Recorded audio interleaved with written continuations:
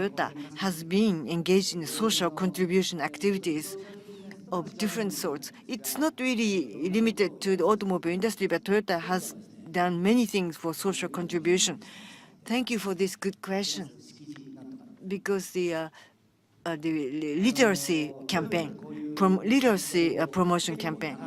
For many years, Toyota has been engaged in a literacy campaign. At the Mecena Award was given to us the other day, but Toyota Youth Orchestra Camp has been organized. This is the 30th year anniversary that we've been conducting this youth camp. The professional music conductors and young people up until age 22 gather, participate, and they go on to this music camp. They polish their skills, and then to try to create moving music. So I get excited in the automotive racing, and I work with top professionals. There's a big gap between the top professional drivers and myself, and I learned so much from those professionals. And probably those young musicians under age 22, they probably learn. They love music, I suppose. They like music. They love music. And they had that kind of inherent wishes, but they can work together with the world-leading top-class conductors or musicians and perform music together. And they get so stimulated. So Toyota has been sponsoring such activities in the last 30 years in the USA also. One time I had a chance to live in the USA for some years. And when I was living in the USA, and for the first time when I went to the US, of course it was so difficult because my English skill was limited. I couldn't really understand what people were saying. I couldn't really communicate fluently. I felt stressed. I couldn't do so much. That was the feeling I had when I first went to the US. And then Miss Sharon Darling, she gave us advice to do this special campaign in the USA. That is, in Kentucky, we built a plant. At that time, she encouraged us that in the USA, there are many immigrants who come from different parts of the world. And the children of those immigrants, they didn't have a chance for that kind of education, so they can't speak English. And their activity was rather limited because of linguistic limitation. So language is a tool that they should be taught that will expand their scope of words. So we are helping this literacy campaign and education program for those children. So it has nothing to do with the direct business of Toyota, but still Toyota has been engaged in this kind of activity. In order for Toyota to remain as Toyota, we have to give back so that the people in the world will have a smile on their faces. That's one of our company vision that we advocate. So that we like to do sort of a social contribution so that the people can have smiles on their faces. It's a part of the Toyota way. We advocate Toyota way, and we like to continue this Toyota way of contribution and activities and campaigns. And we like to be the company like that in the future as well. Thank you very much. It's been 5 years since I became president of Toyota Motors, and then it was a challenge, one after another, many challenges and difficulties all these years. And so I personally thought about my own role and function. I really deeply thought about it. Toyota is a company which is supported by many, many people. And I need to increase the supporters of Toyota. Otherwise, we cannot endure through all those challenges and difficulties by just one small mistake that things go wrong. It's not that we feel comfortable just because we are big, because a big company like Toyota will also face difficulties. So that kind of thing suddenly happens. So we wanted to create the cheerleaders for us or supporters for us. So that I thought was my work to increase the supporters for us to help us out. How can we increase the supporters of Toyota? In case of Japanese company like Toyota, maybe Mark understands me, but there are stakeholders around us, and we only think of the shareholders as our stakeholder. But we tend to think of that. But who are the stakeholders for us? The customers, the consumers, and employees, and local community people. and the shareholders. Many other people are stakeholders, or the suppliers and dealers and distributors. All these people are stakeholders for us. They all support us, and that's my feeling. So in that environment, that for the customers, I would like to give them the exciting experience I call wakudoki to increase the supporters of our products in the local communities. That the social contribution and then cultural activities to contribute to that. So in the last 3-4 decades, Toyota has been engaged in those social contribution activities. Frankly speaking, some of the things that I didn't even know that Toyota was doing, because for many years we were sort of hiding. We felt so modest that we shouldn't talk about such social contribution. That was our belief. So we were doing good things to the society, but we never really advertised all those things we were doing for the society. But we should feel more confidence to try to explain that too. Toyota are working so hard, which is good for everyone. Then Toyota is supported by everyone. Maybe that's sort of a good cycle. That's where I was working so hard to increase the supporters for Toyota and look cool, especially at that ending. Well, I didn't really emphasize that, but anyway, this is a Mirai, a new model of the FCV in the world. They say that the hydrogen society has come. It's a new emerging society based upon hydrogen energy. So it's not just additional model to the lineup, because hydrogen is now used as the fuel. And so the hydrogen station needs to be prepared. Infrastructure is necessary for that kind of vehicles to operate. People say chicken comes first or the egg comes first. Which comes first? Quite often people ask about that infrastructure. But we'd say that the chicken, we shouldn't just say either chicken or egg. It's almost like the flowers and bees. If you say chicken versus egg, you say which comes first. It's not so good. But in case of the flowers and bees, they are like symbiotic. They live together and help each other to create a new society, new world. That's the image, good image of the bees and flowers. So we don't just wait till the hydrogen station infrastructure will be built, but as an automobile company, we like to do something we can do and make the first step. That's why we started to prepare. We prepared for the launch of this new FCV vehicle. So 15 years ago, the hybrid vehicle was launched. It's called eco car, environment-friendly car, and now it is so-called ultimate eco car or friendly car. But I personally said that the automobiles have to be fun. It should be enjoyable. That's the basic philosophy of a vehicle. You have to run the car, drive the car, and it should be fun. That is the major privilege of the automobile within the different means of mobility. So the chief engineer told me, he requested a similar thing to me. Chief engineer asked me, President, my name is Morizo, and then I'm the driver at the rally, the racing. And so please use this car as a racing driver as well. So I thought that please build one rally dedicated car for me, and that was that car that has been shown in that film. And it was a rainy day when I test driven. So around the steering wheel, H2O button is there, supposed to. And then when you push that H2O button, of course, water is released out of that system. It's almost like a pet dog. He might make a bit of the business leakage. So it looked kind of cute that the car releases a bit of water out of the system. We wanted to show that, but it was raining, unfortunately, on that test driving day. But anyway, it's a car, but it's something that will attract people, and people would feel sort of love to that car.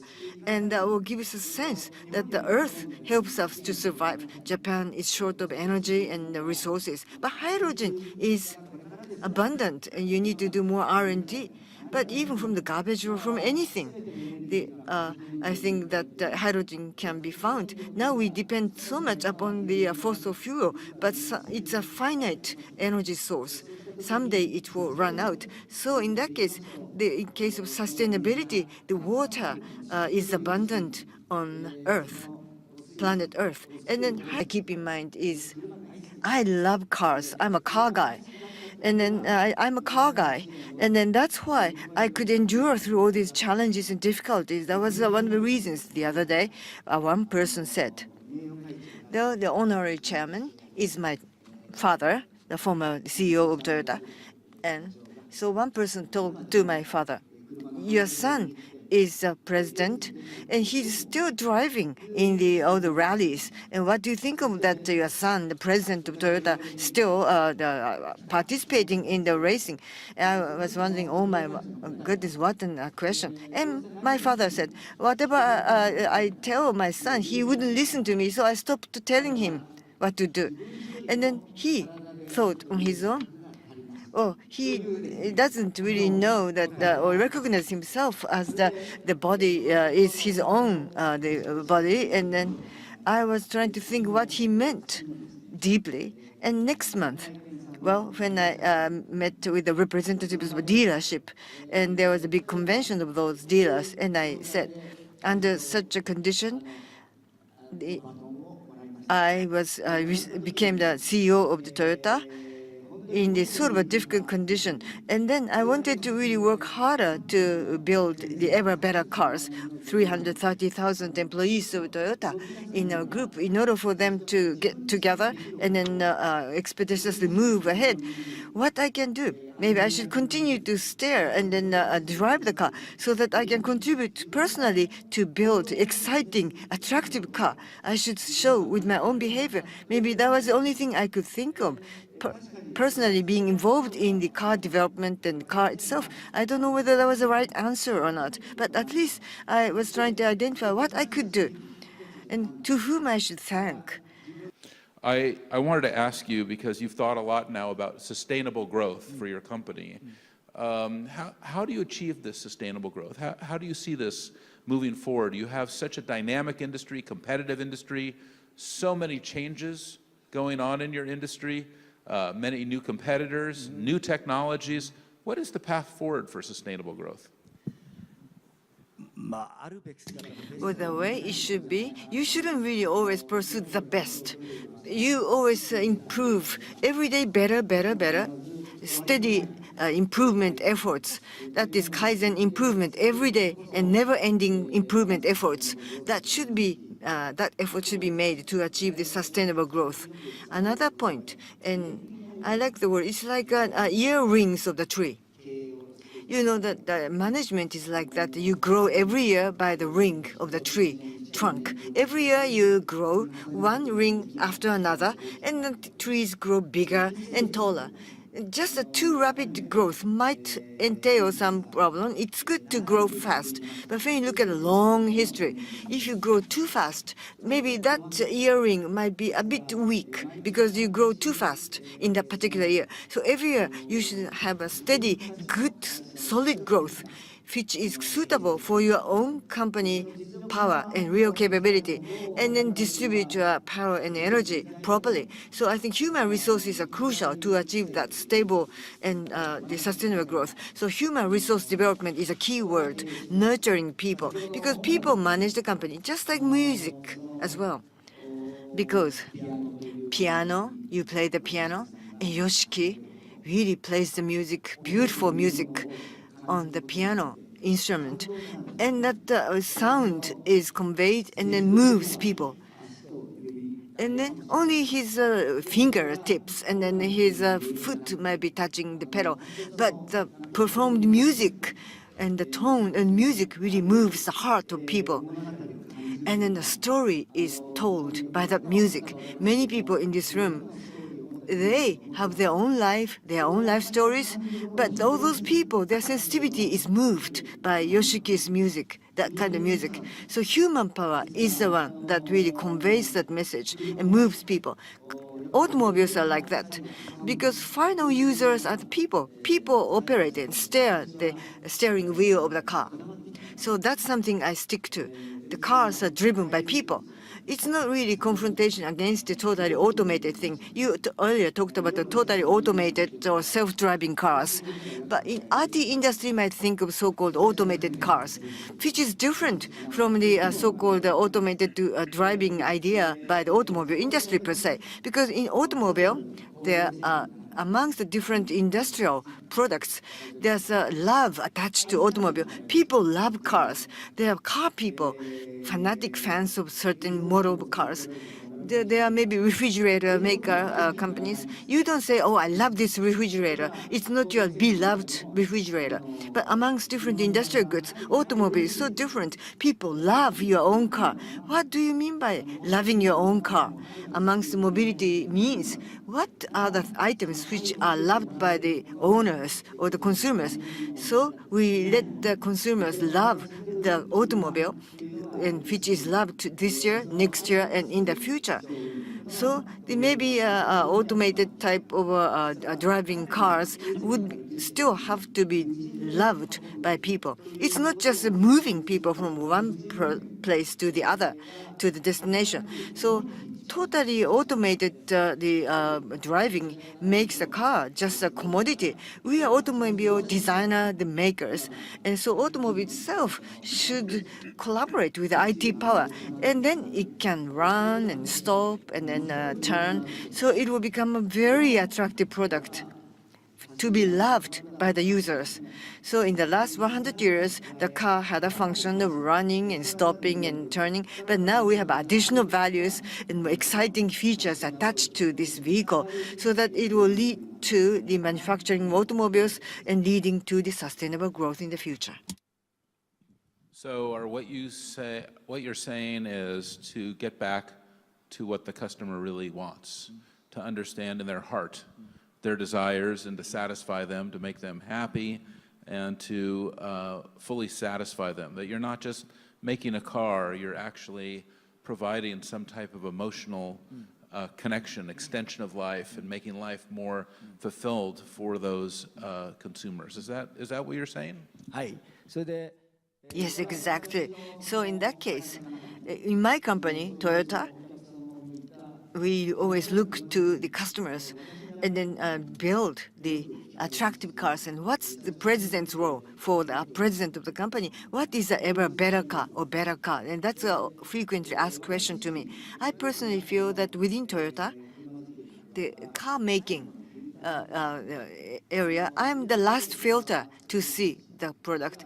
The final filter alone cannot build a car, but I can add the particular taste and values, and then if only passes through the filter, and then that products will be delivered to the customers, and then I will have to polish up my own skill as a filter to sense the car as a sensor, and exciting, stimulating experiences should be accumulated by myself. I should meet many people and accumulate my experiences. So as a filter, I can really polish up and keep my freshness or sensitivity to build an ever better car.